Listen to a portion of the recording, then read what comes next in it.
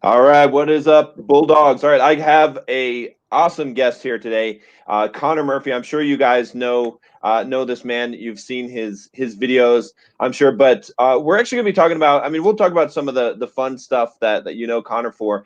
But there's really as I've gotten to know Connor more and more. There's really another side of Connor, which is really cool, which is this whole spiritual aspect. In fact, he recently did this 40-day fast, and that's really what when I saw that, I reached out to him, and we've been in communication, and so I really wanted to kind of share that with you guys. And I feel like it's really an important part of life. We talk about a lot of stuff on this channel about being a man, about being masculine, about pickup and game and stuff like that. But this spiritual aspect of life, I think, is so important. So welcome, Connor. Thanks, man. Yeah, thanks for having me. Yeah, I think probably I was going to say, to give yourself a little bit of an introduction, but yeah, maybe so. I think most people are probably going to be aware of who you are, most of my followers. But yeah, maybe if you just want to give them, just a quick, mention of what you do and who is Connor Murphy. Yeah, man. So most people would know me from my YouTube videos. I basically I take off my shirt for girls. There's not really a more clear way to put it. I take off my shirt. I do fun interactions with girls, and the idea is to motivate people to get in shape. Mm. And so show them that obviously girls appreciate the aesthetic physique, and yeah, motivates people to hit the gym. And so that's how I started out on YouTube. I've accumulated somewhat around like 4 million followers across my channels. And yeah, then recently I started getting more into the personal development side of things, spiritual side of things on my new channel, Connor Murphy Talks. And so yeah, you probably wouldn't guess that from the type of content that I grew popular for. But yeah, basically just a YouTuber. Yeah, that's me. Awesome. Yeah, let's talk about let's jump right into talking about the 4-day fast, because I think it was kind of interesting. Like, there was a lot of controversy going on when you were doing this, especially a lot of the fitness channels, and a lot of people are like, oh, Connor's going crazy, so maybe, like, let's talk about, like, one, were you going crazy? Because you put out some pretty interesting content for a couple of days Uh-huh. there. I was like, and what was going on there, and then what led up to that, like, to do the 40-day fast. Yeah, man, it's interesting. So, was I going crazy?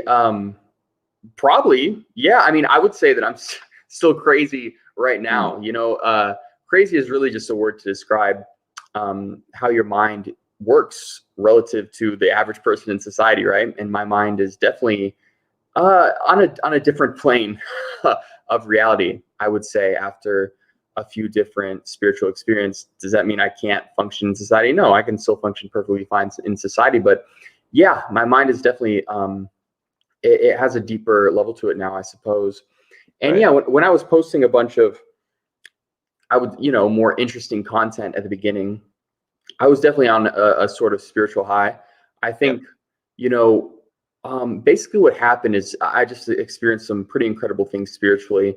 And I kind of came up with this plan of really just trying to maybe awaken or help, maybe get people, just even to get people on the path, or even just implant the slightest idea in someone's mind that reality might not be how it seems. There might be something more. There might be something that they could actually awaken to. Maybe there's something in all these Eastern traditions that is actually true. Enlightenment is actually real. Not saying that I'm enlightened. I would say that I'm on some sort of path there.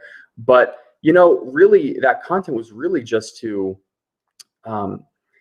get inside people's heads that, wow, this stuff could be real, open up people's minds, expand their consciousness, because what I experienced was so incredible. I just want the world to experience it. And also, I seemed like I was acting like crazy, right?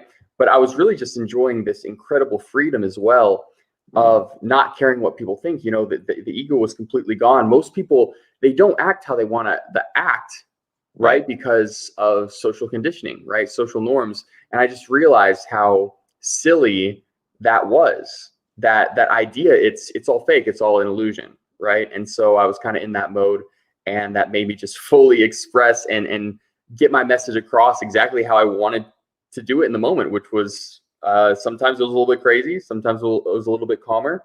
But yeah, the whole idea from that content that I put out, and then also doing the 40-day fast, it was really just to, yeah, it was to shatter some paradigms, because I think the one thing that's holding people back from expanding their consciousness, from getting to another place spiritually, from getting past all this societal conditioning, is just a closed-mindedness. It's as simple as that. It's a trick of the ego. It's this closed-mindedness.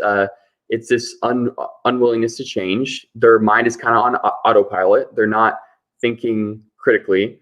And that's kind of why I want to do this 40-day fast, is really to expand people's minds, because most people, when they think, oh, there's this guy who's going to fast for 40 days. Yeah, right. Like, that's not possible. Like, what? You can't. So don't scientists say that you can't go like a week without food or you'll die? Like, some people have all these ideas implanted in their minds.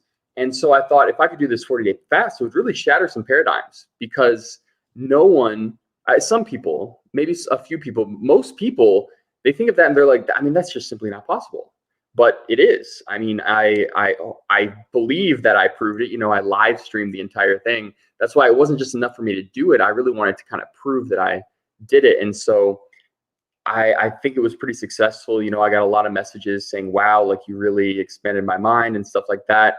And then, people looked at this 4-day fast, they expand their mind, and then they go back to the spiritual content, and it can kind of resonate with them more. They're like, whoa, maybe there's actually something here, right? Because if you talk to someone about like enlightenment or like awakening, and they're not at a certain level of consciousness to even like entertain the idea at all, I mean, they completely reject it. They're like, what? Obviously that's not real. Like, they're so immersed in the material world that they don't think that there could possibly be anything beyond it, and they don't even consider it whatsoever. So my whole goal in this whole, personal development channel, spirituality channel, and, everything that I'm doing with the 40-day fast, I'm actually writing a book about it now, is to really just get this idea in people's heads that, whoa, there might be something more to reality than we think.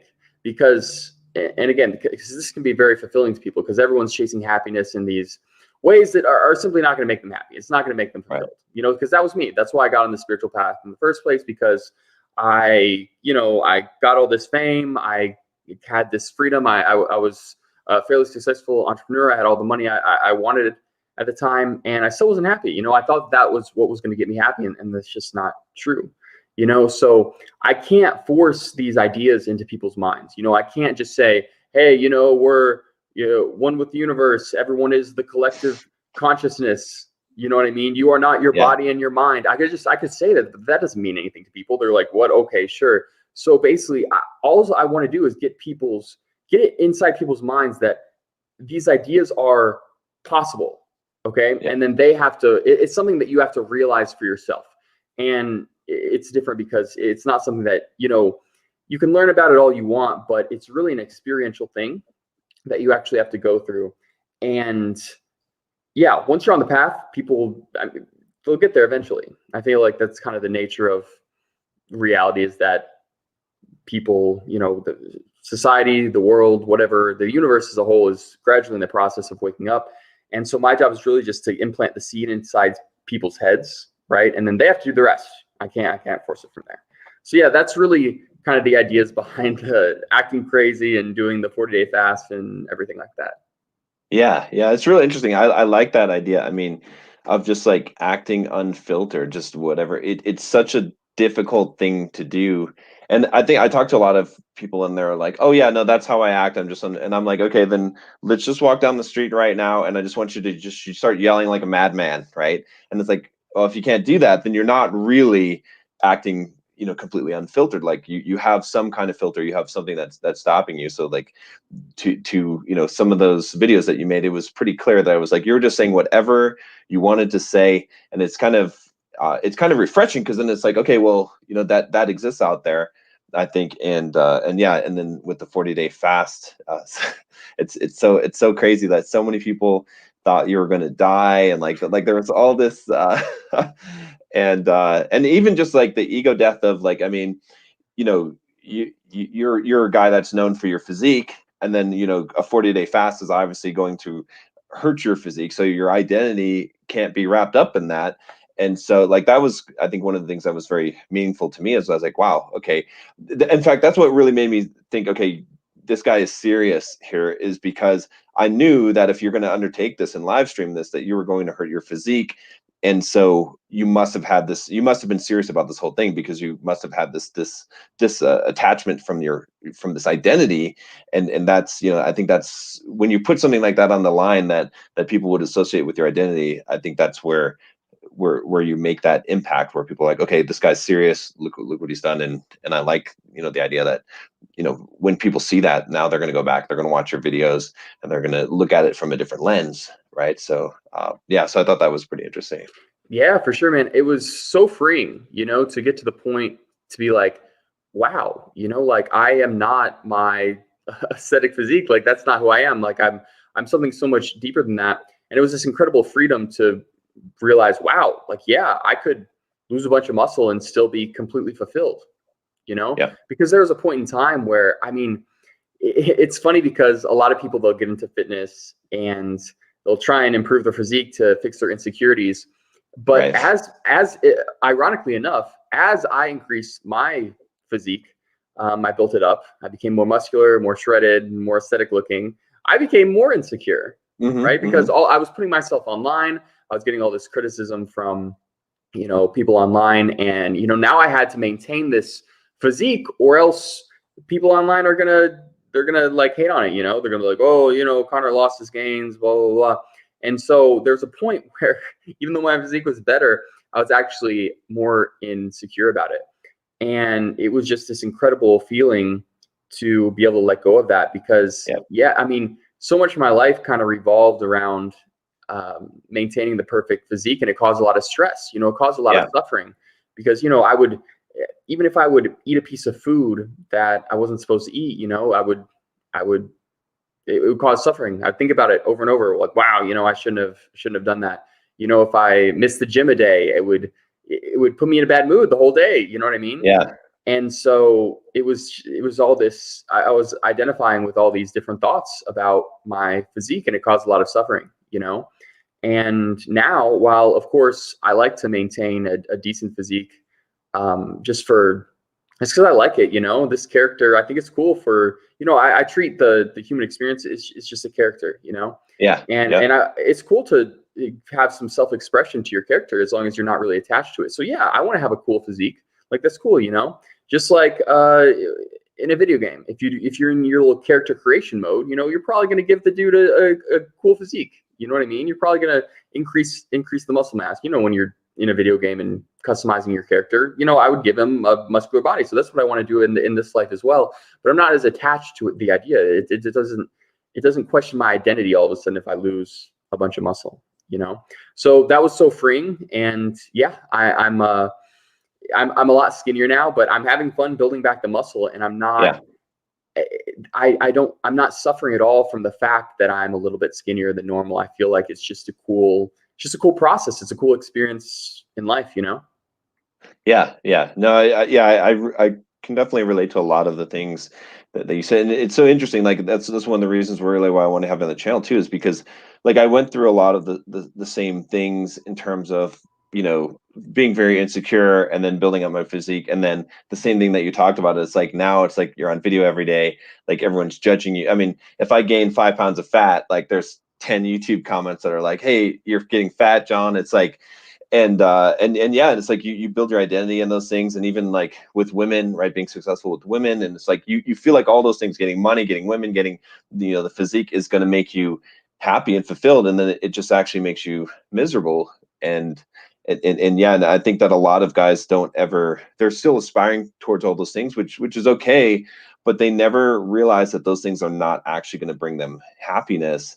And so it's good to have someone like you who's really had it all, right? It's like, and then now you're going down this path, and so, you know, maybe you can save, you know, some people the heartache of going down sometimes that path of continually trying to like seek that external validation and get those things that you think are going to make you happy, and then you realize that no, that doesn't make me happy.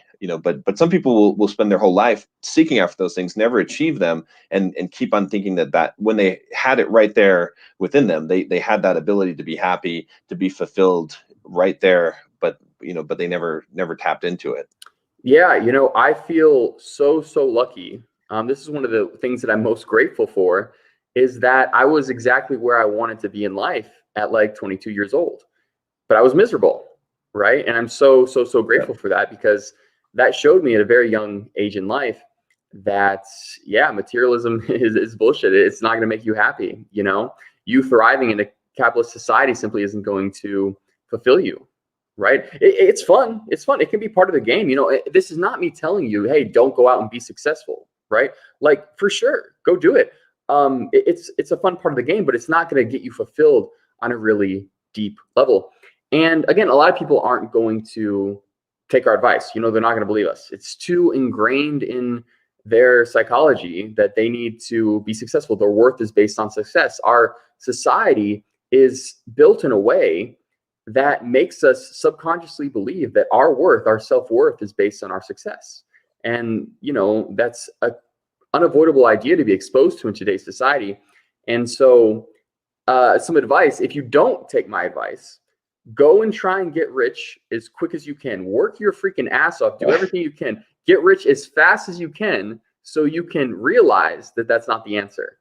exactly. Or you can take a shortcut. You can look at me. You can look at John. You can look at a lot of successful people and listen to them and just listen, because they will all say the same thing, that they weren't any happier when they got rich and famous.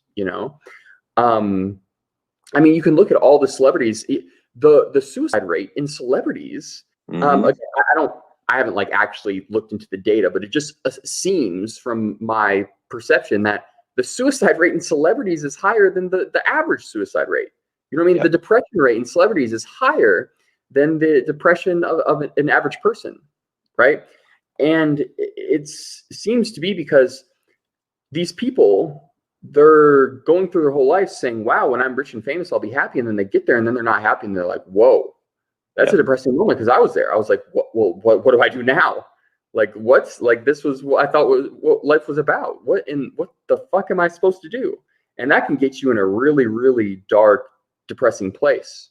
And I'm so grateful that I got there, because then I was able to get out of it and find a more fulfilling path. But some celebrities don't. They turn to drugs, alcohol, and they can end up killing themselves, man. And so that's kind of the fate of a lot of people that get there, and they don't realize that there's another way to fulfillment. So yeah, my advice, if you can get past your ego and really become open-minded to the fact that getting rich and famous is not going to make you happy, listen to us and you find your fulfillment from within. Get on the personal development and spiritual path and really work on yourself that way. And that's the path to a much more fulfilling life. Yeah, and it's it's like it's not necessary that you can't have both. Like, you can become rich and famous, that's great, but like, you do it for the right reason, not thinking that, like, I think that's the problem, is like you said with a lot of celebrities, is they thought that was going to be the end all be all. And I went through that experience myself when I quote retired young, and I finally hit this point where I didn't have to work anymore. And then that was like one of the most depressing periods of my life, as I was just lost because I had no purpose, nothing to strive for. So I got let me see, I got a super chat here Oh, from nice. Fax. He says, question for Connor: why haven't you collaborated with Cassidy Campbell for so long, and how did women treat you before you got your body right? So I haven't collaborated with Cassidy Campbell for a while, just because he's in a different location, man. Like, he's been moving all around. He was in Arizona and then Dallas, and we just haven't been in the same spot. We're still friends and everything. He's cool. He does some awesome pranks and stuff. But how did women treat me before I got my body right? Well, it's interesting, man. The answer is that they treated me like shit, but I don't think it was necessarily because of the body. That's the thing. So after I got my body right, women still didn't treat me the way I expected. So back when I was in middle school, junior high, high school, I was shy, introverted. I wasn't in the cool group. Didn't really talk to girls that much. Girls, they would see me as, that kind of weird, shy, quiet guy, And the thing is, as I built my aesthetic physique, it got kind of even worse, right? Because now, the end of high school, beginning of college, I was this shy, weird, quiet guy, but it was even weirder because I was like this Yeah. attractive, buff, weird, shy, quiet guy. It's one thing to be weird, shy, and quiet if you're kind of this nerdy looking dude, but now you're this buff aesthetic guy and you're nerdy, shy, and quiet looking. And so girls are going to be like, wow, that's really creepy, And so I still wasn't getting the attention from girls. It wasn't until I actually got out of my shell and became more outgoing and started actually working on like my personality, really trying not to care about what people think, getting out of my comfort zone. I started this whole YouTube channel. I was doing these pranks, really getting out of my comfort zone. And all of a sudden I was able to talk to girls, be more confident. And that's when girls started treating me the way that I expected that they were supposed to treat me. They started being interested all of a sudden. And yeah, I can tell you that that would be the same way if I didn't have my physique or not. Now, yes, if I'm on the street and I have my shirt off like in my videos, that's kind of got to get me in the door. You know what I mean? As long as I'm not acting like weirdly quiet and shy and creepy like I used to, that's going to get me in the door. But I still have to be able to talk to women and be confident if I'm going to have any success with them at all. So it's a lot more about the personality, the confidence, the charisma than it is the physique, for sure. I guarantee you I could, at the end of my 40-day fast, when I was the skinniest guy possible, I guarantee you I would have had much, much more success with women than was it when I was at my peak physique, but weird, shy, and quiet. Like, absolutely no question. Yeah, see, that's so key. I'm glad you said that, because guys, you need to pay attention to what Connor's saying here, because so many of you guys are so obsessed with thinking that if you were Chad, if you were, if you had the perfect genetics or the perfect physique or whatever, that women would be attracted to you. Whereas, again, Connor can speak from his experience, and like I said, I've told you guys from my own experience, but it matters so much more, like who you are as a man, and how you project yourself and whatnot. Like, you get your foot in the door, sure, having a great physique, but what you say, like if it's not congruent, it's going to be weird. It's going to be creepy. She's going to lose interest. So yeah, absolutely. yeah. It's funny because I'm telling you, dude, it makes it more difficult. So it's one thing, like if you have a bald, short, ugly looking dude and he doesn't act that confident, well, that's considered normal. In fact, like, so Yeah. take like a bald, short, fat guy, right? And say just he has a little higher level of confidence than normal. That is going to be that's going to get him in the door with a girl more than some buff, attractive guy who has a lower level of confidence than normal, right? Because that's just so not congruent. I mean, it's actually going to set off like a fear response in a girl. Like, she will literally be afraid for her life. She might not like realize that on the surface, but that's the instinct, right? Like, this guy is so non-congruent. He looks like this buff, tall, handsome alpha male, yet he's not acting like one. That's so incongruent. That's creepy. On a deep biological level, she's literally scared for her life, right? And so if you have this short, fat, ugly looking guy, and he has a little higher level of confidence than the average guy, well, that's a big deal for him, right? And so a girl's gonna be like, whoa, there must be something to this guy. How does he have all this confidence when he looks like that? He must have some sort of value there. And again, this is not some like thought that they're consciously thinking. They're not word for word thinking this in their mind. It's more of a psychological, like it's in the background, right? Yeah, it's just kind of tied into their biology. It's a subconscious thing, right? But yeah, so this is the thing I'll tell guys. It's like, you got to embrace the things you're insecure about. You got to embrace, because if you have good, game, right? You can call it game. You can just call it confidence, charisma, whatever. If you have that good personality going, those insecurities that you think are going to work against you are going to work for you, because all of a sudden that's going to make your game appear even better. Yeah, right? Exactly. Yeah. So I would, embrace those insecurities, man. Those, those things that you don't like about yourself, turn them into a positive, because seriously, if you have really good game, it's going to make that game even better. It's funny, Alexander Grace, I just saw a video where he like interviewed some girls, and he was talking about how he basically, like, the premise of his video was, he was saying like that if you are an ugly looking guy and you have extreme confidence, the women are going to be angry about that. And and that was kind of where he left the video. And I was like, when I watched the video, I was like, you're right, but that's not a bad thing, right? They're going to be Right. there because they're like, wait a minute, like, how's this guy think that he can talk to me like this or act this way? And they're going to push back on you, and they're going to see what you're made of. And then when they shit test you and you come back and you really are that guy, that's where they're going to become attracted, or they're going to be more likely to become attracted.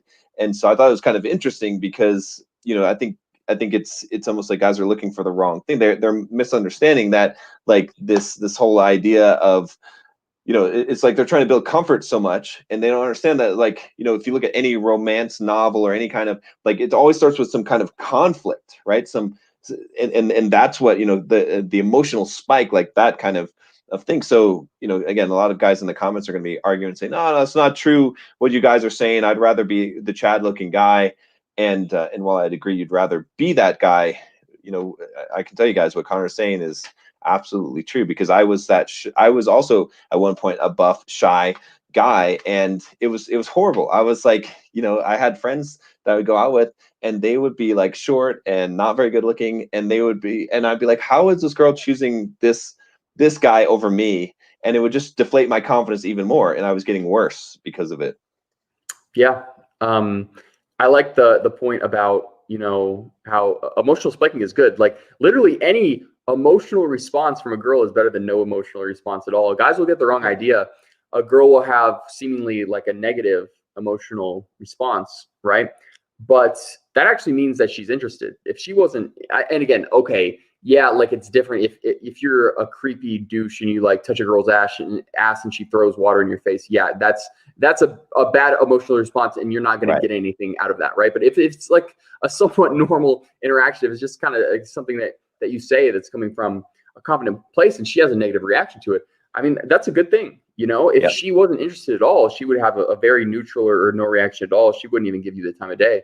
That's just kind of in girls' nature to do these things called like shit tests, right? They will actually, they will shit test you. They will kind of give you a negative response, kind of like a test.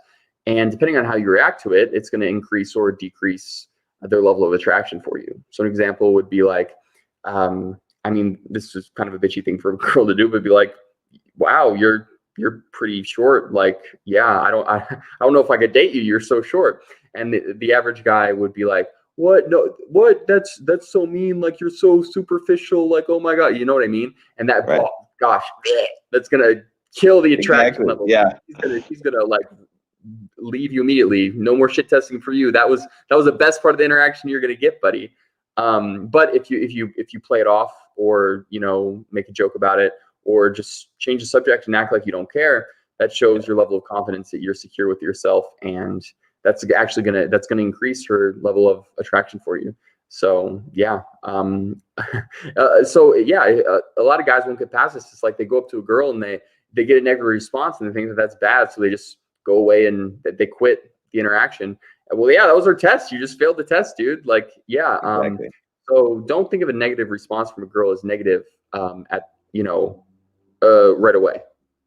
Right. In fact, if she's giving you a negative response, it might be because she's interested. Like, she gave you no response at all, then, she's not testing you. She doesn't think that you're worth anything, right? And I have to say, like, guys, don't take this to an extreme. Like, don't turn into like a creepy stalker guy. I'm not saying like if a girl is like, hey, like, I don't want to be bothered right now. Like, I'm talking to my friend, and you just think it's a shit test, and you just keep talking to her like over and over for like an hour. She's gonna like call the cops on you, dude. If she says like, I do not want to talk to you, like, maybe you can say one little thing. Try and do one little comeback, but after that, no, just let it go. It's more of something when she critiques something that you say or do, right, in the conversation. That's what would be considered a shit test. She tells you to leave her alone. Leave her alone. That would make for a good video, though, if you went around filming a guy that's like, I pass every shit test. I cannot be rejected. No, guys will take it to the extreme. They literally think like everything is a shit test. The girl is like literally dialing 911, and the guy it's like, it's just a shit test. It's just like, he's in jail. He's like, wow, that is quite the shit test. She must be really interested. Like, so yeah, you can't take it to that extreme. So I gotta ask you something here that I think I'm just curious about. So because I get this a lot, I'm sure you've gotten this a ton, and I want to get your take on this. So stay in your lane, Connor. Have Mm, have you gotten a lot of that, and what do you think about that? Because they people want to see you as one thing, right? They want to put you in the box of, okay, you're the dumb guy that takes his shirt off and that's all you are, and like that's it. And it's like, how dare you talk about spiritual shit? How dare you actually like talk about something other than that, right? That's what people want to put you in that box. Not that I'm calling you that, but yeah. anyway, what do you think about that whole like stay in your lane? Yeah, it's funny. I mean, obviously, short answer, yeah, obviously, absolutely bullshit, right? Like what? Like, yeah, just absolutely complete, utter bullshit. But it's funny, man, because yeah, I'll get all these comments, and they'll be like, "Connor, you've changed," or "Connor, wow, what a downgrade," or "Connor, you're going crazy," "Connor, you're not acting yourself." And it's like all these people, through a computer screen, they somehow think that they know me. Hmm. You Hmm. know, it's ridiculous. It's like I've never been the guy that is like really, the whole reason I started the YouTube channel was really to build a business. And there might have been points in time where I kind of got caught up in the validation a little bit, but for the most part, I was relatively humble about the whole thing. I didn't think that it really gave me more value as a person, just having this great aesthetic physique and getting the girls and stuff. I really just did it because I wanted to motivate people, and I also just wanted to have the freedom to start a business and make some money without getting a 9 to 5 job. So I've never really deeply, like, in my mind, embraced the whole douchebag kind of fitness, whole like bra, like that kind of culture, where people going around and just really embracing the douchebaggery of the whole thing, and they really like believe it in their mind that that's kind of like everything. I was never really like that, like I never really thought like that. Right. I was in a way like, yeah, there were some points where the validation got to me a little bit, but not nearly as much as the average person. I was very like relative to the average person. I was very detached from the whole thing. This was just kind of this. YouTube was kind of just this video game that I was playing. I was posting this content, getting these views. That's fun, and the content was just kind of content that I was making because that's what I was good at. Like I had a good physique. Yep. It wasn't because I really was identifying hardcore with that. And so it's like, yeah, man. This whole stay in your lane shit, like I don't know where that comes from. It's hard for me to fathom where these guys will get offended from Hmm. another person's behavior, especially Right. when the other person's behavior isn't hurting anyone, especially when it's positive. Or even if it's just neutral at all. It's weird how people are so concerned with what other people are doing. And I mean, it all just comes down, it stems from their insecurities. Hmm. You'll see this in any time that a person criticizes something that another person does. I wouldn't say, you can be critical of someone, I guess, but every time someone has a severe, like, emotional response Right. to something that someone else does, it stems from their insecurity, right? Because someone else is doing something that it questions their identity. Again, they're identified with some sort of certain thought or behavior pattern in their mind. And when they see someone doing something different from them, right, that questions their identity. And so they don't like that, and that causes this negative emotion. And again, this is why you can't be attached or identify with anything of the physical, like the form, right, physical realm, anything like that. Because if you're identified with that, it's always going to be questioned somehow, eventually, right? And that's where suffering comes from. And so, yeah, these guys, they just kind of have these insecurities about themselves. And so when they see people acting a certain way, a lot of, like, I'm guessing, right? So a lot of people, I've been lucky, or I've been grateful, because a lot of people have really responded positively to the whole spiritual thing. I had a Yeah. lot more spiritual following. People that watch me, I had a lot more spiritual followers than I thought. I Right. thought that at the start I was like, wow, I'm going to have to, like, implant this seed in everyone's mind. Well, no, the seed was already implanted in so many people's mind. Like I have so many people that were on the spiritual path, and I think, that's how it starts out. It starts out with fitness. You're working on improving yourself, and then you want to go deeper and deeper, and you kind of get on the spiritual path. And so a lot of people that get into fitness end up getting into spirituality.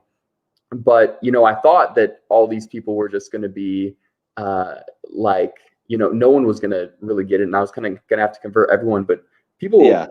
people were already there, which was dope.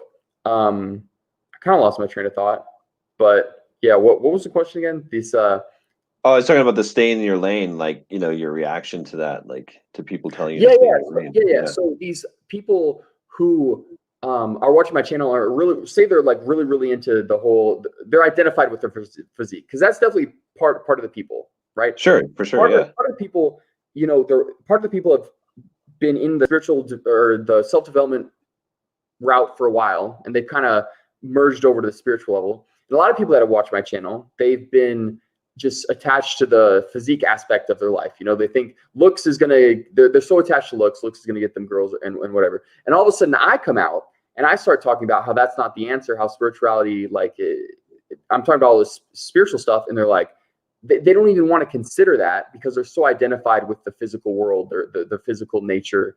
And so they questions their identity and they get upset about it. Does that make sense? Right? Yeah. So the people that are like, stay in your lane, Connor, don't do spirituality. Well, they're probably the ones that are really identified with the physique and the looks, and they don't want to even consider. It's a trick of the ego, right? The ego wants to remain stationary, doesn't want to be open-minded, and it causes them to not even want to consider that spirituality might bring them more fulfillment, right? Because yeah, exactly. So that's my opinion on that. Yeah, no, I agree. That's it. And it's interesting how kind of like there is like it seems so contradictory, but a lot of times the path is vanity to spirituality because you take that vanity path as far as it can go, and then and then you realize that like that leads you on that path of spirituality, which is so interesting. In fact, we got it, uh, yeah, I find it fascinating. Let me see. I got a guy here. I was going to post this thing. This is so Zachary, this guy. Put him on blast for a second here. Chad loses his muscle for the first time, thinks he's enlightened. Uh, I think that's fun, but that's just an example of it's like why Zachary do you say something like that? Like why can't it be that that someone is truly like on this path? Right? Why is it like it's a threat probably to Zachary? Not to pick on Zachary here, but I mean it's just a good example. Zachary, I love you, brother, but I want to use you as an example here because this is the kind of thing that like when someone's trying to improve their life and whatnot, it's like, does this threaten you to make you feel like you've got to rail against this, right? Yeah, yeah. So again, like, I don't want to like pick on anyone. It's just like a kind of a learning thing. But from what I can tell, and again, I don't know Zach, but from examples that I've seen in the past, it's very common when someone says something like this. It's like it's someone who's probably gotten into the physical journey of like bodybuilding, building their physique relatively recently, and they're really excited about it. They're like, yeah, I'm in the gym. I'm getting better. I'm seeing a lot of improvement, and they're all of a sudden they're feeling a lot better about themselves. Because it was an improvement from them just sitting around, not being in shape or not working on themselves. And so they're really excited about all this. And then when they hear that there's like more, like there's like a different path that it supposedly leads to greater fulfillment and greater happiness, well, they're like, that like bums them out. So it bums them out. Like, Yeah. really questions their identity. They're like, fuck, man, like I've just been doing all this work. I've been building up my physique. I've been building up this identity around my looks now. And it's been, I put in all this work. I put in all this effort. I've been invested into it. And now there's this other thing over here that kind of questions that. Yeah, that's going to, again, because they're identified with that journey, that process, those thoughts, it's going to question their identity and it'll bring them suffering, And so that's the thing. It just helps to have an extremely open mind and not really identify with any of it. Even spiritual people, you'll get into the trap of identifying with the spiritual journey. You'll be identified with being spiritual. And that's the antithesis of spirituality in general. So the goal is to not be attached to any of these ideas, to not be really attached to anything, to see the incredible and just inevitable impermanence of everything in the physical realm, and just not really identify with any of it, and just kind of explore all options and really just maintain a very, very open mind. And I think that's really the key to everything, is that if you can maintain a really, really open mind, then I think that's going to really limit the suffering. And I think that just kind of automatically you're going to be on the right path, right? Because this is the thing, if you have a closed mind, right, and a good opportunity comes up that can get you on the right path, that you really feel on your gut is going to get you in the right direction, well, you have that closed mind, you're going to disregard that. You know, Exactly. the ego's going to say, nope, like I want to stay exactly how I am. I want to pretend that I am actually this entity, that I'm actually this self, and I am unchanging, and I don't want to believe in that at all. But if you do have this open mind, if you can detach yourself from the ego, all of a sudden these opportunities to get on the right path for you are going to come up, and you can be open-minded enough to it to, you know, take on that new possibility. Okay. I mean, people don't realize it, but I mean, there's so many thoughts and ideas and circumstances, opportunities that, you know, come into our consciousness every day. And it's just normally we are stuck in this bubble where we reject every single idea that doesn't align with who we think we are right now. And we only entertain the ideas that we're already thinking, that already that reinforce who we think we are as a person, and then get us caught into this bubble. That's why everyone is stuck living the same life, the same day over and over, and they're unhappy with it, right? Is because they don't have this open-mindedness. So just and that's I mean, really, enlightenment. And again, I'm not claiming to be enlightened. I think everyone has different definitions of it, right? I think there are different levels, right?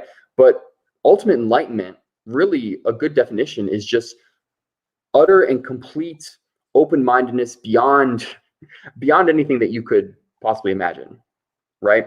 And I mean, that's essentially, yeah, I mean, when you get into kind of the spiritual realm, you'll kind of realize that the only thing that's really holding you back from anything is closed-mindedness. And it's hard to people to really fathom the incredible level of open-mindedness that you could have, right? It's not just the level of open-mindedness of, oh, I'm a Republican, but I might consider the fact that I could be a Democrat. No. I'm talking about like open-mindedness of the most abstract ideas of reality of itself. I mean, questioning that you are an entity, that you are a self, like that you are a thing in general, that the physicality of the world is even real. Like, I mean, there's so many things that we just take for granted that it's simply just our closed-mindedness that we've just, you know, we've been raised to believe. You know, our parents raised us, society has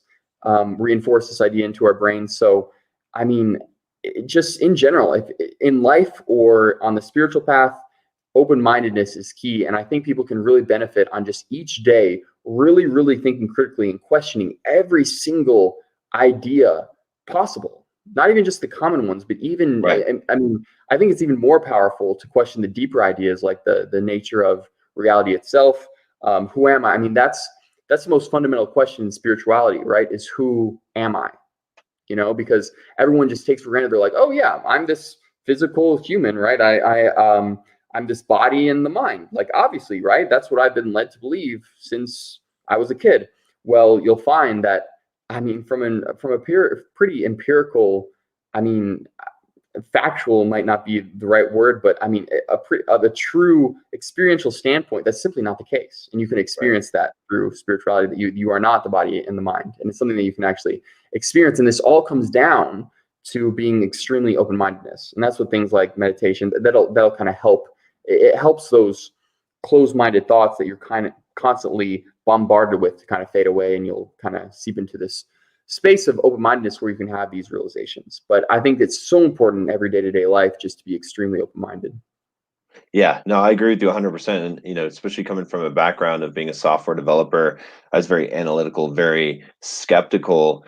And I started reading, you know, and getting into kind of what they call the woo-woo stuff.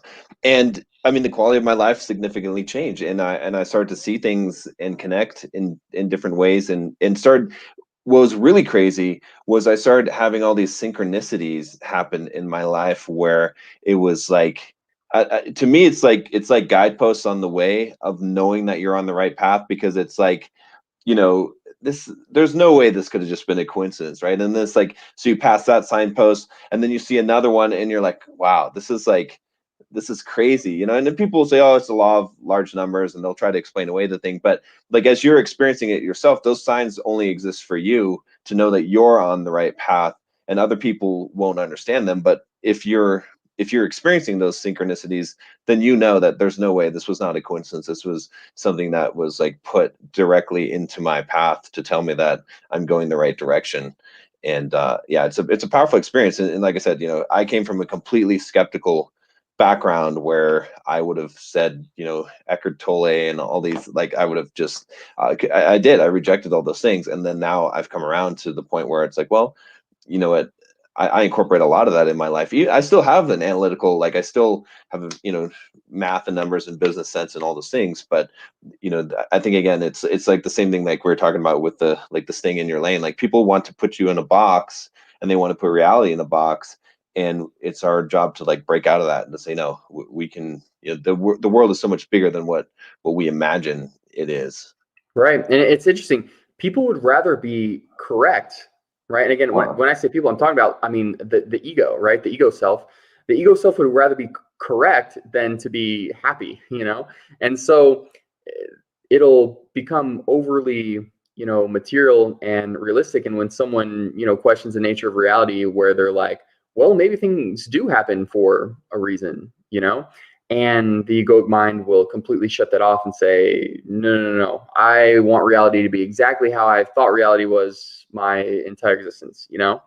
And so, yeah, he questions our identity, they end up suffering. But dude, I was the same way. You know, I was extremely analytically minded. But yet I had this open-mindedness to me from an early age. I was able to think critically as well. But I used to think all of that stuff was bullshit. But again, then, you know, you keep searching once you realize other things aren't the answers to fulfillment. And if you're open-minded enough, you're like, yeah, let's try this out. And yeah, I'm to the point now, and this might sound like super, super woo-woo, but I'm to the point now where, geez, I don't even feel like I'm doing anything. I just feel like me as the universe, it's like, is just basically the universe is just happening. Like, right. To me, I'm just like experiencing it. I don't really feel like I'm doing anything. I feel like I'm watching a movie. You know, I feel like I'm this consciousness that is simply experiencing the world, but not doing anything. And it's this it's this hard thing to really grasp, because our whole lives are just focused on, you know, getting that next goal, you know, making more money, just doing. And that's how, you know, success is portrayed as being very productive and like doing. And I'm not saying that you shouldn't go out and do all that stuff, but, you know, I've been able to get into this state where everything just seems automatic, like it's just happening. Like, yeah. It's like the true me. This is really hard to explain if people aren't spiritual, if they haven't kind of got to this place. But it's to the point where I feel like I'm like unchanging, like I've never moved, like the real me, like the pure consciousness has just always been in this one place, unmoving, and place. That's not really the way to describe this, because it's formless. It's placeless. There's no place, there's no locality to it, right? But I'm just this unchanging entity of consciousness, and the whole universe is just happening to me, right? So it's weird. It's kind of hard to explain, but it's this very interesting perception, and it's very freeing. It's extremely freeing. But yeah, I don't necessarily. I mean, I'm not sure, right? But I think even like free will is that's up to question. And people are like, oh, of course I have free will. Like if I raise my arm, I chose to do it. Well, a thought came into your mind that told you to raise your arm. Like, you had an intention, which is a thought. And if you really concentrate on how thoughts work, you'll realize that thoughts come into your head and you really don't have any control of it, right? So they're all, you know, there are all these things about reality that people take for gospel, that when really looking into the nature of experience, it comes into question, you know, for sure.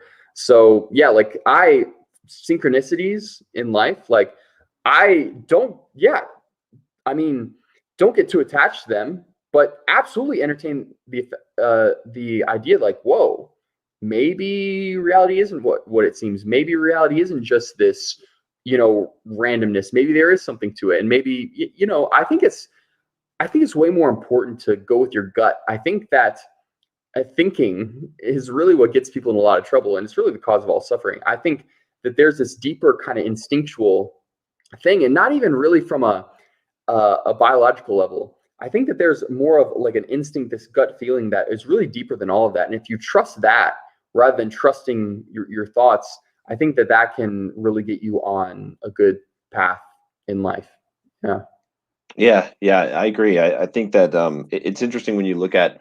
I think we were talking about the book My Big Toe, My Big Theory of Everything, and the guy that wrote it actually had him. I think it's what's his name, Richard Campbell, had him on the channel a couple years back, and the way that he looks at it as like reality is a simulation, and then it's a simulation within a simulation, and like when you look at it that way, not saying that it's absolutely correct, but even just like the open-mindedness to look at things like that, it explains a lot of those things, right? It makes sense why synchronicities would happen, is because a synchronicity is technically like an effect without a cause, but that cause could be outside of this reality, and so the effect is within this one. It's like reaching in, and even some of the things that we experience that we think are like a thought, right? For instance, right, it's if you're an avatar in this body, like you said, playing a video game, then those things make sense because at that higher level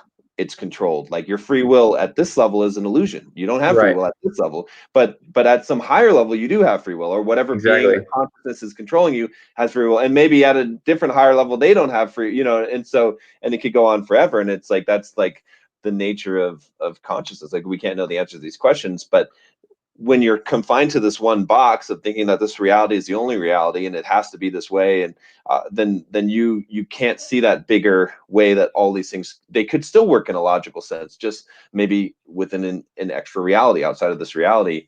And so there's always some way to like to make this come together, but so many people are so fixed in that mindset, and they never see those things and those connections. So Yeah, no, that's exactly how I feel. So it's like, as the self, as how most people would think about me, the ego self, how you would think of Connor, right? Connor, I feel like, does not have any free will. I mean, he is just along for the ride. Things are just happening to him. But the true self, right? Connor, as the collective consciousness, as the universe, right? As quote unquote like God, the God self, the true self.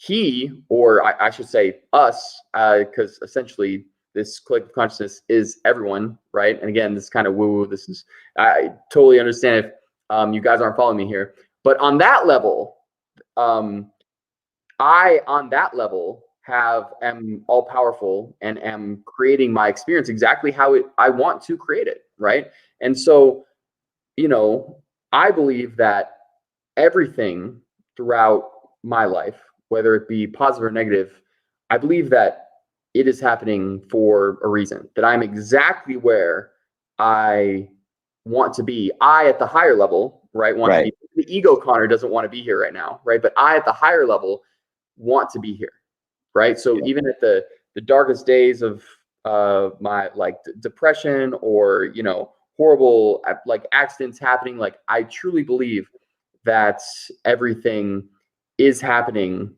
for a reason, to give me some profound experience of life, and even if maybe I don't even realize the profound nature of what is happening to me in this life, but somehow eventually somewhere in reality, like, it will have a purpose, it will make sense.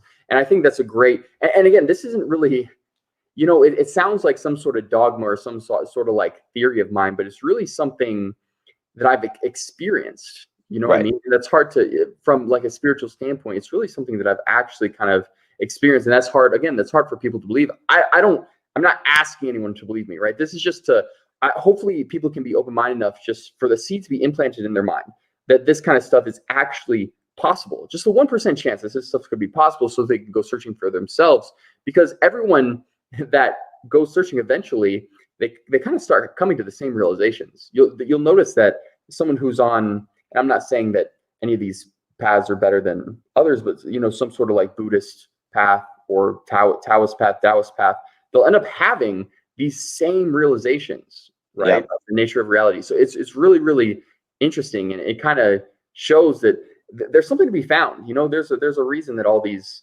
traditions have been going on for so many years, because there's something to it. So again, it's just like open-mindedness. Be open-minded, and your reality can get a lot cooler for sure. Yeah, the Tao or Tao, call it the way, right? It's like the middle way, or like, and then you're right. There's so many parallels as I studied Stoicism, right? And Roman, that Yeah, philosophy also it relates, because it's all about like yeah, your internal and not letting the external, yeah, affect you, and it's like and how everything is connected. And I think and that's the thing that convinced me, because I was very like religious at one point, like very dogmatic religious, and then as I started discovering, like reading philosophy, and then like reading some Eastern religions, and like all these just paths in life, they all like came to the same point. And I was like, wow, like this can't be, I mean, it can't be a coincidence that all of these paths are leading to the same sort of nature of reality, of being like of God being everything, everyone being one, like one supreme consciousness that we're all like manifestations of. Like that is so like that ripples throughout so many different cultures and philosophies and religions.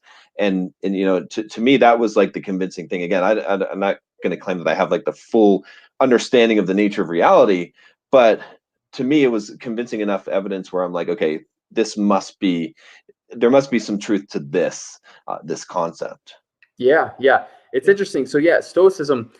So it's like two completely different things. In fact, it's almost two opposite things, which is interesting. So Mm, because Stoicism is a philosophy, right? It's a way of thinking, you know.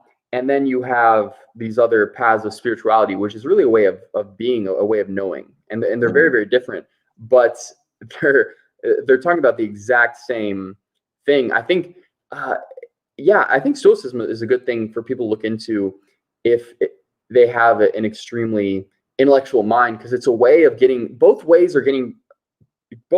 paths are a way of getting to this place of it called like equanimity, right? Mhm. Where essentially you're completely content, it's complete acceptance of everything in the present moment, that essentially no sensation or object in consciousness, really anything, is better than anything else. Right. That's what equanimity is. And Stoicism kind of gets you there kind of through thinking about it and kind of playing mind games with yourself. And it's fun and it's cool. And I think actually a lot of people in the Western world might benefit from it a little more. But then you have these other paths, these spiritual teachings paths, that you can get to a place of equanimity through experience, right? Through Yeah. practice and experience. And I think that is more powerful in the long run. But the cool thing about Stoicism is, like, I mean, you can do that shit like now and start feeling a lot better if you really grasp it. Like, just from the intellectual level, you can feel a lot better like in a couple days or almost immediately if you start implementing Stoicism into your life. On the other hand, the spiritual journey, I think it'll have a more profound effect in the end, because you're not just playing mind games with yourself, right? You're actually experiencing equanimity through the realization of the true nature of the universe. But again, that can take a long time through practice. But I mean, really, just everything seems to be leading to one place. Yeah.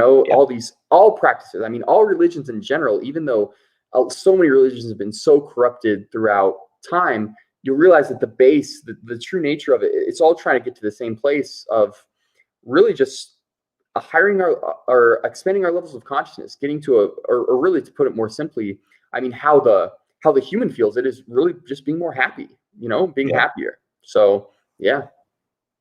Yeah, there's actually a really good book to talk about what you were saying before. I can't remember the name of it. Someone had, it's not Untethered Soul, although that's a really good book as well. But let me see if I can find it. But the whole idea of the book was essentially that you, like everything you're going through in life, you ordained for yourself. Mhm. Right? Yeah, It's yeah. like Well, yeah.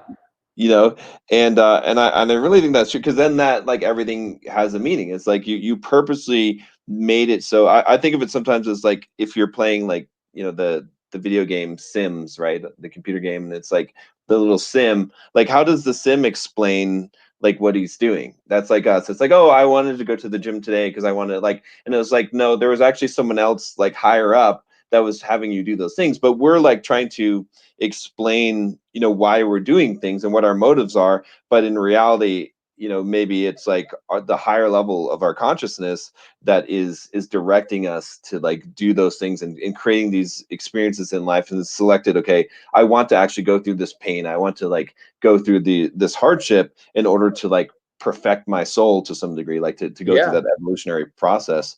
But yeah, I'm trying to find the book. I can't find exactly. it I now. mean, there are probably a lot of books that mention that, because that's, yeah, I totally believe that, and have experienced that sort of thing. So probably a ton of different books have talked about it. Yeah. I can't find the exact one, but it was good. Yeah, there's a few. I think Untethered Soul comes to mind. It's not quite the same thing, but yeah. Let me see. I got also a super chat here. I wanted to bring up. This is like slightly different topic, but related to the fast. Dan from Solo TV says, how did semen retention affect your performance in the gym? Do you think placebo, with people dismissing it in the red pill space? So this is curious to get your um, take on this, Steve. yeah, well, so the problem is I've been doing all these like crazy self-development spiritual things recently, and I've been doing so many of them. It's hard to, there are so many variables at play. I've been having so many profound effects, but it's like which variable had which effect. So I kind of have to speculate here, but I believe semen retention definitely improved my performance in the gym.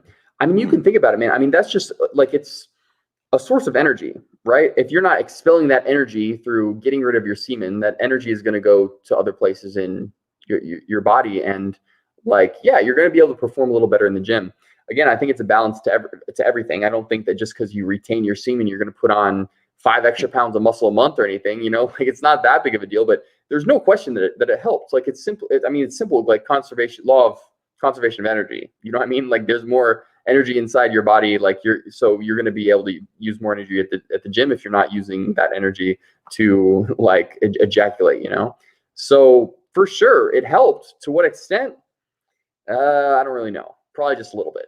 So do I think it's placebo? No. I'm like, literally, just by law of conservation of energy, it's not placebo. Like, it has to have some effect, you know what I mean? But to what effect is it super significant? I don't really know. If I had to speculate, yeah, a little bit. Do I think it's worth doing it? Well, that's all about what your priorities are. I think there's a balance to everything, man. I think the average person is not retaining their semen enough. The average, who's the average guy who's jerking off like twice a day, every day, you know what I mean? Like, yeah, that's too much. I think that there's a balance to everything, but I also think you can take it to the extreme. Like, a lot of people, maybe they'll do semen retention, and then you'll see these people on YouTube, they'll like start identifying with it. They're like, Exactly. yeah, they're like, this is me now. I'm the dude who retains my semen. I am all powerful. Like, they, like, I'm going to get these superpowers. Well, it's like, that's not healthy either. You're identifying with it. So again, I think there's a balance to everything. It's cool. You can go either like, yeah, you can retain your semen forever for the benefits, as long as you don't identify like with it, because then all of a sudden, like, people will relapse, and it's like, then they feel like shit. They like hate themselves. It's like, dude, like, nah, like, just have a balance to it. So no, I don't think it's placebo. Did it help me in the gym? Yeah, I think a little bit, but not like, for instance, eating a 10% healthier diet probably has a much more profound effect, you know? Yeah. Yeah, no, I think that makes sense. I'm glad you said that, because I think people are getting crazy with this stuff with no fap and semen retention, all this, and they're like you said, they're identifying with it, which is worse than, that's the worst thing that you can do, because now that's your identity, and then they're like imagining that they're getting all these superpowers, and unfortunately, like, the biggest people I see preaching it are what I would call the biggest incels. Yeah. And it's like, clearly this is not working for you, because clearly you're not getting the results that you think that you are. But yeah, but I think you're right in the sense that like conservation of energy, obviously it's going to have some kind of effect. It's just not going to give you superpowers. So Right. Yeah, exactly, man. But I think everyone should like experiment with this stuff, try it out, especially like yeah, I think no fap, like for sure no fap is, I think people should do that rather yeah. than straight up go to like semen retention, like stop watching pornography, stop like masturbating as much. I think that can really have a much more profound effect, because I just the crazy amounts of porn people watch are, I mean, it's not natural at all, and it hurts their dating life, man. It'll make them a Oh lot yeah. less motivated to talk to women. It'll make the actual interactions with women like not as good at all. And so I think that's where people should start. I think people should just start with not even watching porn, and then maybe take it to the next level, stop like masturbating or as much, right? And then yeah, I wouldn't even, for the average person, I wouldn't even really worry about semen retention. Like that, there's so many benefits just from quitting the porn and limiting the amount of masturbation. Like you'll start seeing some profound effects from that. Yeah. Oh yeah, for sure. Yeah, I totally agree on that aspect of it. It's like I really am against anything that you use in life as a crutch, right? And that's like a lot of guys use that as a crutch, and it's the problem with it is because if you didn't have porn, if you couldn't masturbate, then you would be a lot more motivated to go out and solve this problem that you have, right, in a different way, because it's almost like, in fact, I think Tony Robbins talks about this a lot, about the idea of like, you have, if you fulfill one of your desires in a lesser way, it's like it satisfies it, but it's like you're never going to like get the greater fulfillment of the thing, because you're fulfilling it at a at a lower level, right? So like, some people have like a feeling of significance, and they maybe they're a criminal, and so they get their significance from people, whatever it is, like from negative behavior, and so they're never fulfilling it in a greater way, because they're getting they're getting their basic needs met. And it's like, I think a lot of guys are going through life getting their basic needs met, and it's because they're using crutches.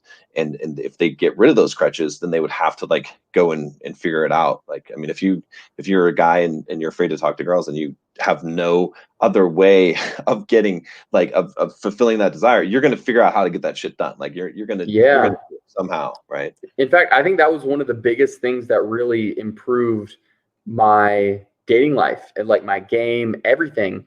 I stopped Yeah. doing the whole no fap thing. I was like, I am only allowing myself to bust a nut if it's from like sex, or if it's like with a girl, right? Yep. And I kind of made that kind of like contract with myself. And think about that, man. Think about like I don't think there's anything that you could do in there, because it's instantaneous. It's an instantaneous contract you can make with yourself, right? Right. Where you say, I am not going to bust a nut at all, zero, unless it's with a girl. That is going, I don't think there's anything else that you can do that would improve your game more, like without doing any, like you're not doing anything. Like literally that's what it's about. Like you're not doing something, right? You don't have to go learn any game. You don't have to, it's literally just making that contract with yourself. Well, yeah, now, I mean, dude, you're going to want to bust a nut. Like that's going to be a really hard, that desire is going to get super strong for you.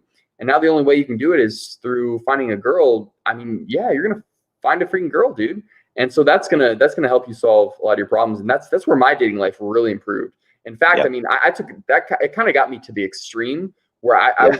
it got me to the point of like, probably like sex addiction, because I was doing no fap. And then I was kind of going really crazy with the girls, and it kind of got unhealthy. So I think there's a balance, but I was like, the pendulum was over here, like, like inceldom, right? And then Right. it swung, and then it was really good. It was perfectly in the middle where like, I was doing the no fap and my dating life was good, but then it kind of got to the extreme, right? So you got to kind of watch the pendulum, right? And life is all about balance. But for the average person, right? The average person isn't dealing with sex addiction. The average person is dealing with not getting enough sex, So yeah, I think that's probably the number one thing that you could do without really any, not really spending any time actually doing anything, is simply just not jerking off. Like I think that can help you a lot in your dating life for sure.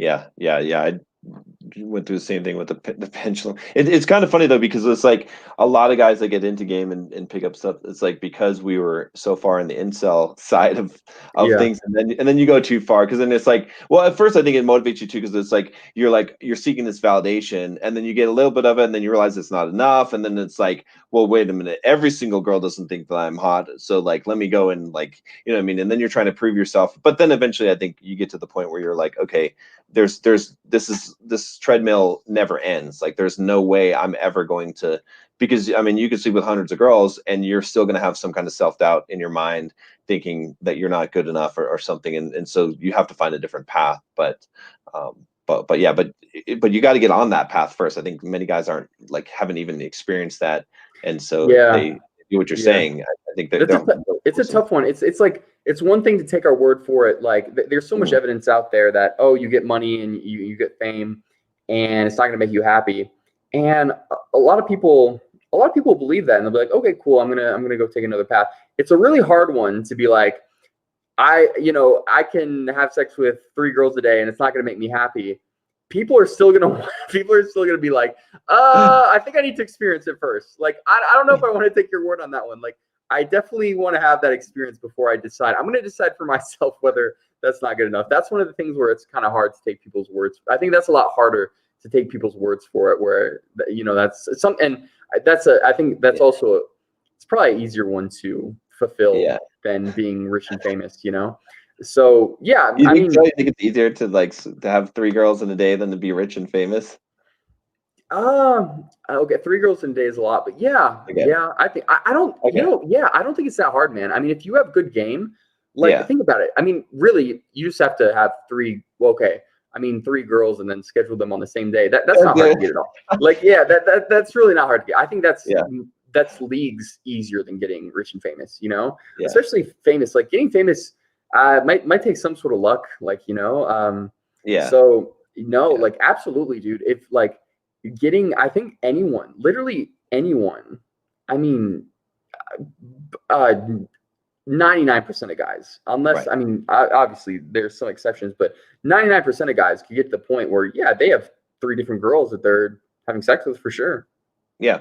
No, I 100% agree with you. A lot of guys are going to disagree on that, but coming from having, been like on the other side of the spectrum to one end to the other, yeah, I agree with you 100%. Just having the game is so critical. But yeah, that's interesting. So 3 girls scheduled on the same day, 2 sets of sheets. Just,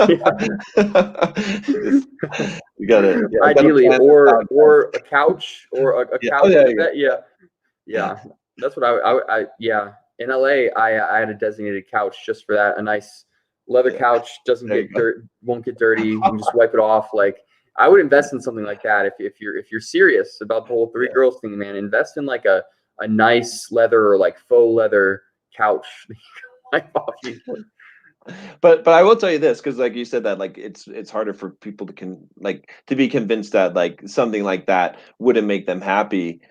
But when I was going down that path, I wish someone would have convinced me, because at the point where I was able to do the phenomenal thing that I thought was amazing, it was such a letdown that I could feel like, I mean, if I were in a worse place, I could feel myself going like to more of a suicidal place. Like, because when it's such a letdown, like it's like you don't want to get rich and famous and get laid a lot without having the mindset, I think, that we're trying to give guys. At least, even if we can't convince them 100%, like to at least be aware that probably when you experience this, you're going to be depressed afterwards, like that it's not going to be what you think it is, because I feel like that contrast is what really destroys people so much, is like, and especially when they start to question like, who am I, and why, what is this whole thing, like I made my whole life about getting this thing and now I got it and now I still don't know who I am, you know. Yeah, that's the issue. It's like the more you invest into it, the more you're asking for like a super like depression after you get it. So yeah, if you like think about it, like someone who now all of a sudden they're dedicating their life to getting girls, they invest in like hours of pickup courses, they go to the gym, get in shape, like everything. All of a sudden they invest their whole life into it. Then they get there. Then it's like, oh shit, what was my whole life for? Like, what was I doing it for? Now it's like meaningless, you know? And so, yeah, like that's the danger. It's because the harder you work to like get there, you know, the harder someone works to get to the job that they've always wanted, you know. You have some investment banker grinding like, you know, 100-hour weeks, and all of a sudden they get to this position that they've wanted to after 30 years. Yeah. And then they get there and it's like, that's just asking to be suicidal. You know what I mean? I mean, you 100 hours a day over like 30 years, and then you get there and you realize that's not the answer, you know? And so, yeah, it can be super dangerous. It's almost, yeah, it's like the more you put into it, the if you identify with it, the worse off you could be, you know? And again, it's not saying that you shouldn't do all that work and get Right. there, but you've got to detach yourself from it. You can't put that in your identity. You got to think of it as simply, it's fun. It's like playing with the physical realm, you know? It's like you're a video game character going and doing some cool, fun stuff in the video game. You can't identify with who you are, yeah, based on all that stuff, or you're just asking for a deep depression after you get it. So I got a question here. I want to before we get to this, so I do want to be respectful of your time. I want to make sure how much time you got here, you know, because we could go for a while, but I mean, I'm fairly good for right now. I do have okay. I have some stuff. What time is it? I have some stuff I need to do, but 4:22. Yeah, man. I mean, I'm definitely good for like maybe a few more little questions. Yeah. Okay. All right, let's do that and then we'll wrap it up. Okay, So I thought cool. this one was important, like just what we were talking about. Trent says, what's wrong with identifying with something that empowers you? What you identify with can be a motivator to sticking with something, etc. Someone saying, I am a runner and sticking with running because of it. So I'll let you take a crack at it first. What are your Yeah. thoughts on So it's like there's seemingly nothing wrong in the moment, right? You're like, oh, I'm a runner. That's cool. That's healthy. Awesome. Like I'm loving running. I am a runner. You go out and run every day and you feel great doing it, right? But inevitably, identifying with absolutely anything in the physical realm will lead to suffering. Okay. Yep. So that might not be clear immediately, right? Because you might be getting a lot of benefits out of it. But inevitably, at some point, it will cause suffering. So what if you break your leg? Now, geez, you're going into a deep depression. What if you can never run again? What if you're in the Yep. wheelchair the rest of your life? What are you going to do? Well, you're going to freaking kill yourself. Like, you know what I mean? If you really identified hardcore with being a runner, like that's your strongest, most powerful identity, and you end up in a wheelchair, I mean, that's asking for you to be suicidal. You know, you can get really, really depressed because of that, because all of a sudden you completely, in a matter of like one accident, lost your entire identity, you know? And so even, I mean, that's an extreme case, but a more normal case would be like, okay, now you grow up to be 60 years old, you're realizing that running isn't that healthy on your joints, you're having some joint pain, and you're like, oh damn, like I really can't run like I used to. I probably need to stop to save my joints. And now you start getting a little depressed because you're like, wow, I can't run like I used to. I don't feel like a runner anymore. So who am I now? And so inevitably, when you identify with anything in life, it will lead to suffering in the long run, you know? So that's kind of the danger of it. Yeah, no, I totally agree. That's exactly what I was gonna say about the running. In fact, I used to, I used to lift really heavy. Like my identity used to be that I was the biggest guy at the gym because I used to be around 300 pounds, right? Now I wasn't as lean as I am now. I was maybe like 15, 16% body fat at that point, but I was pretty big. I was benching 405, right? And I would walk into the gym and that would be my identity. Everyone would see me, they'd be like, that's John, he's the biggest guy, like he can lift more than anyone. And I was lifting one day and I tore my pec. And holy shit, did I find out why you don't want to have your identity in something that is subject to change. Yeah. I was devastated. I was like, who the fuck am I now? Or, I mean, my life was over, like in my opinion, because that was my identity. I couldn't even bench the bar at that point. And it took me years. It took me years before I could even like put 10 pounds on the bar. And I got fat after that. Like I went to this depression. and it really shook me because I could never be that guy again. Like, even now, like I still have a torn pec. Like I've gotten bigger now, but I'll never be able to bench like 405 again. Like that's just not going to happen. And so yeah, that identity is like, you really have to put your identity has to be something. It can never be something that is subject to change. Your identity has to be locked in something that's unchanging, and there are unchanging elements of us, right? Like who we, as we understand deeper who we are and what our purpose in life is. And like, so now my identity personally is not in anything that anyone could ever take from me. And that's, again, kind of bridges into Stoic philosophy. It's like, my identity is totally, completely internal. It has nothing to do with job or role or money. Like, you can take all those things from me and it won't change my identity. And I think that's what's so key, is it's like, yeah, you can put your identity in something, but everything can be taken from you. Right. Yeah. And that's the thing. That's like, so the deeper and the deeper, and again, it's not like everyone has one identity, like, oh, I identify with only this and I'm only this. It's like layers and little fragments, right? I partly identify with this, and I partly identify with that, and all these things that I identify with make up my identity, right? And it's like, the deeper those little fragments are, the better off you are, So identifying with a deep sense of like purpose, or a deep part of your personality or something like that, is way, way, way better than identifying with something like your body, or your hair, or your looks, something superficial like that. But inevitably, here's the thing. I mean, the physical body is going to die. You know what I mean? Right. Exactly. Apparently, I mean, some people think with technology, who knows these days, I'm open-minded to it, but we can all assume that eventually, the physical body is going to die. So if you really identify with anything about your physical body or your mind, your mind, or like anything that's going on inside the brain, really, eventually you're gonna die. Those things are gonna go away, and so you're gonna be left to suffer. So really, at the deepest level, the best thing to identify with is being itself. That's kind of what spirituality is about, is actually finding out who you are, the true nature of who you are, beyond all physical form and beyond all these, illusory thoughts, ideas, and everything like that.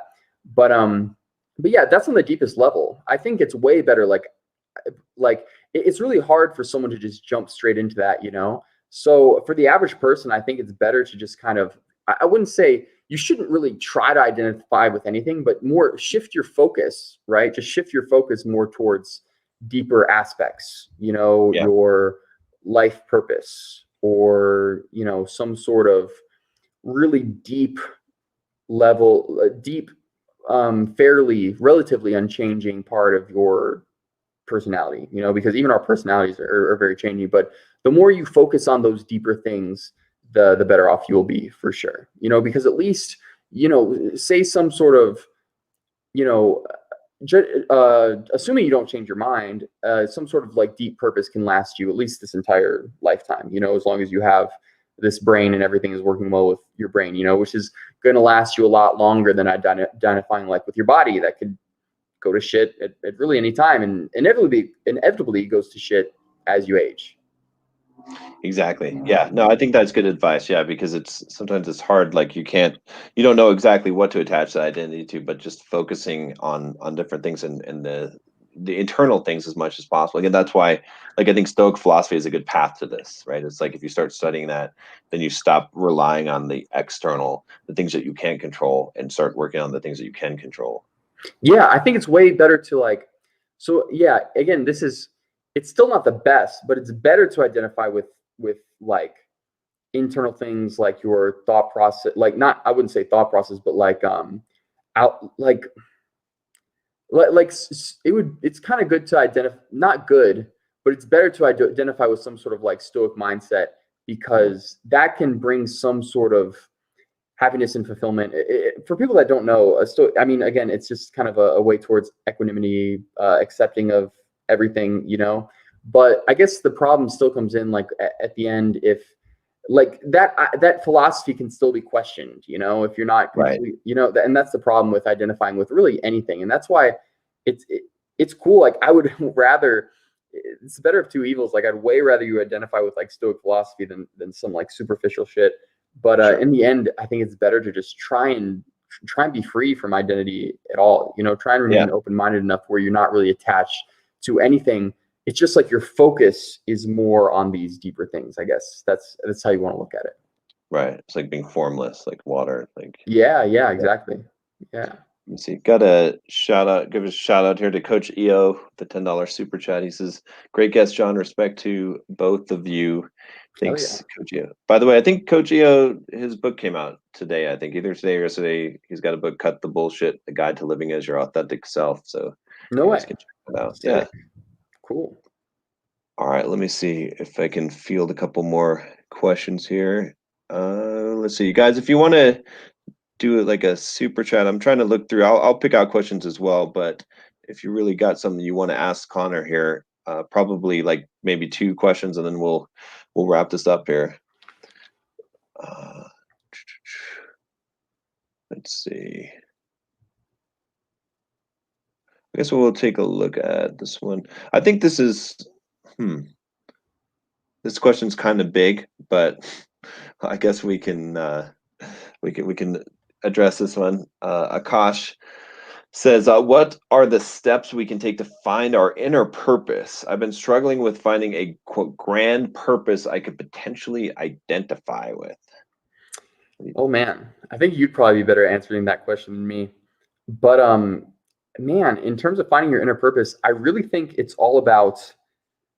So I think it's really about just getting rid of, detaching from the egoic self, and get rid of all these preconceived ideas you have about society in general. All the thoughts that your parents have implanted into your mind, all the thoughts that society has implanted into your mind, that your friends have implanted into your mind, the media has implanted into your mind. And when you can really clear your mind and just be extremely present and just kind of see reality how it is, I think then your purpose will kind of just come to you, because your purpose is something that's a lot deeper, and it should just kind of be there, And I think that what really is holding people back is just everyone telling a person that their purpose is something else that it's not. It has to come from within. So I think the key is like really looking at like what thoughts and ideas are really coming from the deepest parts of me, rather than from my friends or my family, or because you can get tricked, right? You can get tricked on these thoughts will come up that you get from your friends, and you're like, oh yeah, that should be my purpose. Yeah, maybe that is my purpose. But then you realize later down the road, well, shit, that's not my purpose. I was just doing that because I heard that like my friends think I should be doing that, So I think when you can really just clear out your mind and really look deep within at what's really coming from you, then the purpose should just kind of arise. That's kind of what I've found for myself. And I think really mindfulness, things like meditation, really just being mindful of, of everything in consciousness, especially the thoughts, right? Because that is inevitably what is going to kind of, you're going to have to distinguish which thoughts are valuable. The thoughts that come into your head, you have to distinguish which ones are valuable and which ones are just bullshit coming from like the external world, And then eventually I think, it's really like, instead of overthinking it, because again, I think that thoughts they can get really entangled, and most of the thoughts that you are like actually really hardcore, like trying, like that take a really effort to think about, a lot of times they're coming from kind of the external world and not coming deep from within. So I think finding your purpose really comes from a place of stillness, of being very still and just kind of letting it come to you, if that makes sense. Yeah, no, I like that. I like that approach because I've got kind of a similar approach, but like it's already like it's going to come forth, right? So sometimes I think of it as it's like if you see a squirrel over there running, you don't ever think like, I wonder if that squirrel like knows what his purpose, if he's figured out his purpose yet. It's like the squirrel is doing its purpose, and you are doing your purpose. There's just some point at which you become aware of what your purpose is. You can't help but do your purpose because you're built like your soul, who you are. You can't help but do it. And the way that I kind of help people discover their purposes is to say, like, what's the one thing in life that you would do no matter what, that you're always doing, that no one could ever stop you from doing, right? And like for me, it's always been, I have to go and learn as much as I can about something, condense that information and teach it and share it with other people. I've done that since I was a kid. I did that as a software developer. If I were a janitor, I'd figure out how to mop the floor the best way and teach all the other janitors how to do it. And I've done it with this channel, and so I know what my purpose is. But there's kind of this magic in, like, because you're going to do your purpose no matter what, right? No one can stop you. But I think there's a magic in aligning in the fact where you actually know what it is, because then you can consciously like make actions that align with that, so that you're not fighting against that purpose. And so for me, it's like once I figured this out, then it was like things started to come together a lot better, because now I don't question. It's like, okay, I'm doing what I'm meant to do, and I can figure out more ways to express that even more profoundly. So Yeah, and that's the thing. It's like, so the reason I put it the way I did is like, so in reality, I think it's like a purpose. It doesn't really exist. I mean, the purpose of life is yeah, literally just to live. It's like it's to experience, right? right, I mean, that's all it can be. Is literally to just live. A lot of times that's not helpful for a lot of people. They kind of want something else.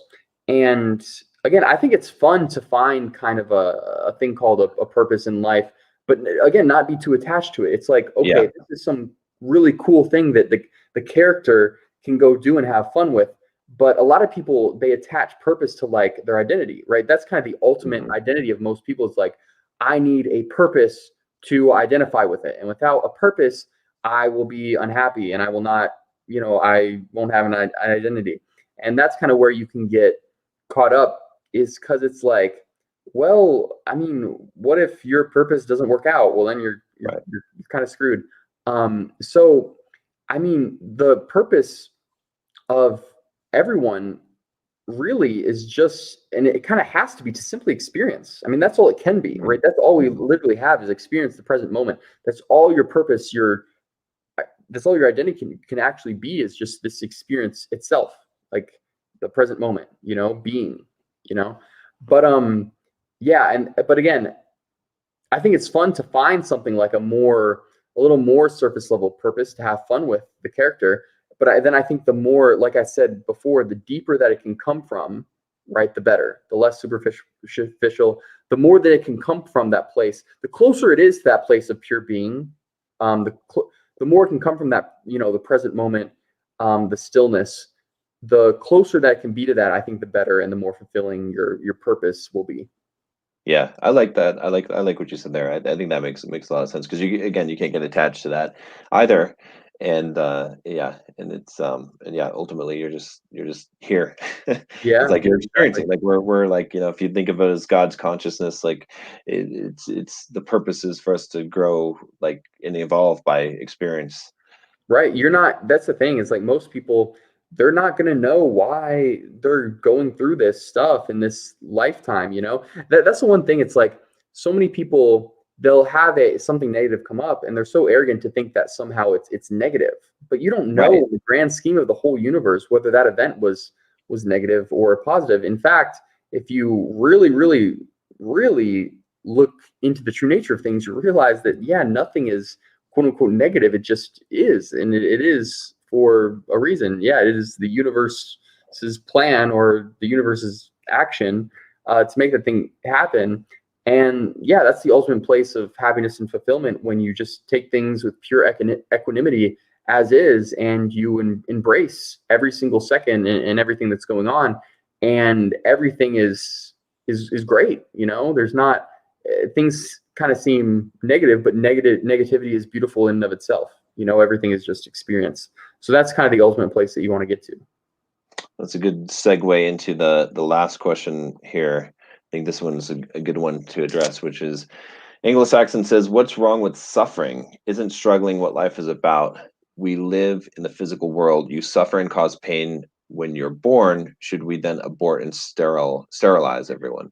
Well, what's wrong with, see, this is like, this is insanity to me. Like, this is just shows the insanity of the ego, right? It's Mm, like, what's wrong with suffering? What the fuck? It's suffering. You don't like it. You hate it. You're suffering from right. it. it's obvious that you freaking hate it. Now, this is the thing, is that suffering is different from pain, right? Hmm. Pain, you're gonna experience, you're gonna experience pain, you're gonna struggle, but the suffering that comes with it, that is optional. Okay, Yeah, that is a pure work of the egoic mind. 100%. And yeah, and you don't have to suffer. So why on earth, if you have the choice, right, to not suffer, why would you want to suffer? I mean, it's actual insanity. Okay. Um, I think Shinzen Young, I believe, he's a great spiritual teacher. He interlinks spirituality with science, and a great quote from him. I believe it's him who says this. I've been listening to a lot of spiritual people over my spiritual journey, so forgive me if someone else said this, but I think it was suffering is equal to pain times resistance. Okay, so Interesting. Okay. Yeah. right. So it's a good way to look at it. So say you experience 10 units of pain and it's accompanied by 10 units of resistance. Well, that's 100 units of suffering. Yeah. Now, you can do a couple things to reduce your suffering. You can reduce the pain. You reduce the pain to zero. Well, yeah, obviously you have no suffering. But you can also reduce this resistance to zero, or just reduce it halfway. Now all of a sudden you only have 5 units of resistance, so your suffering is only 50. Yeah. Or you can get to a point of actual pure equanimity, and this is the ultimate goal, right? Where there is no resistance to anything, and all of a sudden you have pain, but there's absolutely no suffering. And this can be people can understand this a lot easier with like mental pain and stuff like this, but I mean it goes for literally anything. Okay, that's why you can see there can be these Buddhist monks who, like Ramana Maharishi, he's this famous spiritual guy. He's known for literally sitting in the same place and like rats and bugs like eating his skin, and him like not moving and still being perfectly blissful and stuff, because even physical pain, the suffering caused by physical pain is the resistance, Yeah. is caused by the resistance to the physical pain. It's not the physical pain in and of itself. Okay, it all stems from the identity with the body and this psychological construct, the ego kind of realizing, yo, I'm identifying with my body and my body is getting hurt, so I want to resist, right? And then that's causing the suffering. So at a really deep level, if you can truly get to a place of total acceptance, which is a lot easier said than done, and not a lot of people can fathom this, but a complete level of acceptance and equanimity, then no pain, no matter it be physical or mental, can cause you any sort of suffering whatsoever. And again, this isn't like an on and off switch, like it's a spectrum. So a lot of people will be able to get to a place of just suffering less, which is good. You know, ultimately you want to end your suffering completely, but you can work on just little by little decreasing your resistance. And yeah, because pain is inevitable. You can't really control it. You don't know what's going to happen in the world. You know, at least you as the human self has no idea what's going to happen in the world. So it doesn't make a lot of sense to try and decrease pain. It's better to try and decrease resistance, because that covers all of pain. You know, if you can just learn to decrease your resistance to all pain, and that's really how I think that's the best way to reduce your suffering.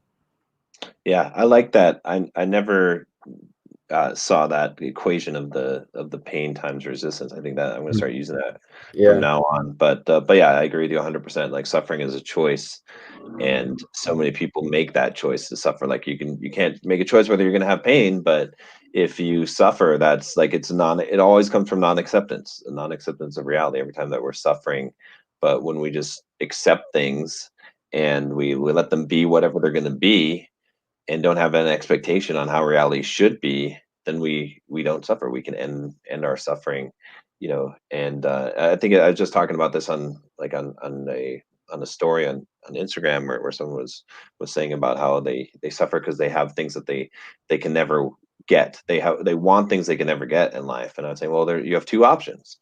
It's pretty simple, right? You can Yeah. stop wanting the thing, or you can go and take the action to get the thing, right? It's like, but for some reason you're choosing the third option, which is to suffer. And Yeah. it's like, Yeah. it's a choice that we make, and so many times we make that choice that we're not aware that we're making that choice. So yeah, that's awesome.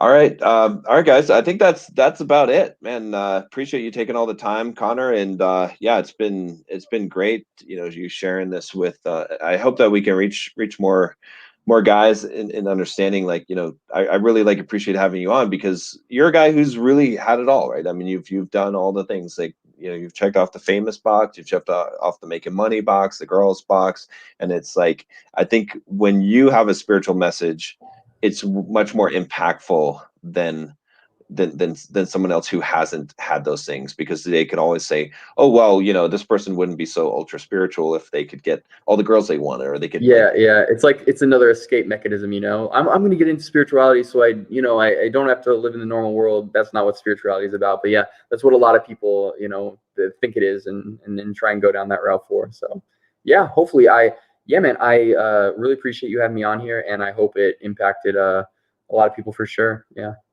Yeah. All right, guys. So go check out, I've got in the link in the description below, Connor Murphy's new channel, Connor Murphy Talks, and you can check that out. And you can check out, he live streamed his 40-day fast. I think that's still up, right? I mean, YouTube was like taking down. Yeah, it's in an unlisted playlist, right? So if you go okay. if you go to my latest, the day, like I completed the 40-day fast, you can see all the proof, I guess, if you want. It's kind of boring, but yeah, you can just check out my channel. There are a lot of videos about the fast on there. So Yeah. So guys, I definitely encourage you to check it out. Go subscribe, go show some support over there. And appreciate you, Connor. And yeah, wish you well, man. awesome. Yeah, peace, guys.